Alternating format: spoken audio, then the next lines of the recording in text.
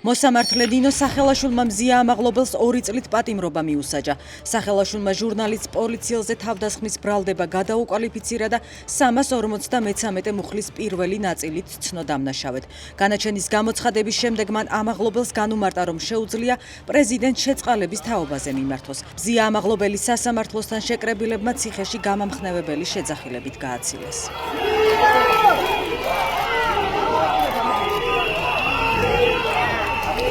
გორში 21 წლის ბიჭი მოკლეს ცხედარი მეზობლებმა ცაბაძის ქუჩაზე სადარბაზოსთან იპოვეს.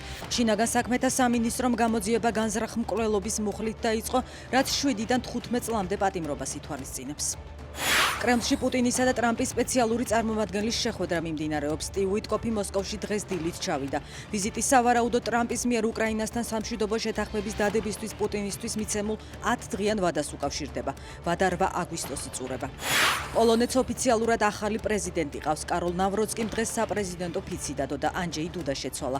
ნავროცკიმ ივნისში გამართული არჩევნების მეორე ტურში ხმების 50,99% მიიღო.